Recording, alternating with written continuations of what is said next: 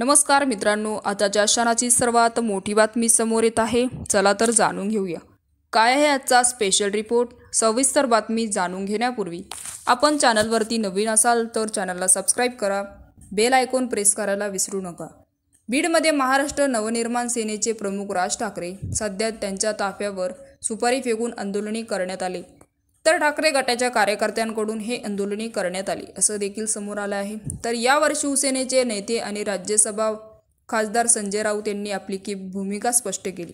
राज ठाकरेंच्या गाडीसमोर झालेल्या आंदोलकांशी पक्षाची काहीही संबंध नाही असं त्यांनी म्हणाले.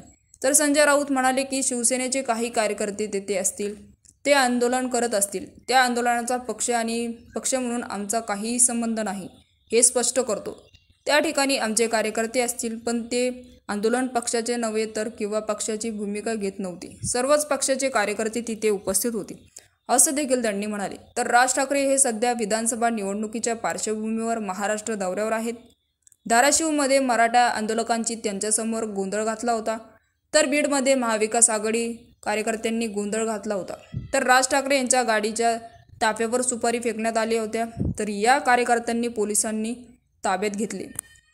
मनसे या प्रकरणामुळे आक्रमक झाले आहेत. तर सुपारी बहादर चले जाओ असं म्हणत आंदोलकांनी आंदोलने उभे केले.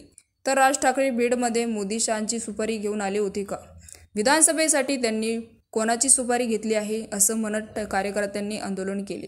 यावेळी महाविकास आघाडीचे कार्यकर्ते आणि मनसे कार्यकर्त्यांमध्ये धक्काबुक्की सुद्धा झाली आणि आंदोलकांमध्ये ठाकरे गटाच्या कार्यकर्त्यांच्या प्रमुखांनी सहभागी होत असल्याचं सांगितले जात आहे. तर मित्रांनो, याविषयी आपलं काय मत आहे आम्हाला कमेंट बॉक्सच्या माध्यमातून नक्कीच कळवा आणि चॅनलला अजूनही सबस्क्राईब केलं नसेल तर चॅनलला सबस्क्राईब करा, बेल आयकॉन प्रेस करा, जेणेकरून असेच नवनवीन व्हिडिओ आणि राजकीय घडामोडी सर्वप्रथम तुम्हाला या चॅनलवरती बघायला मिळतील. तूर्तास धन्यवाद. जय महाराष्ट्र.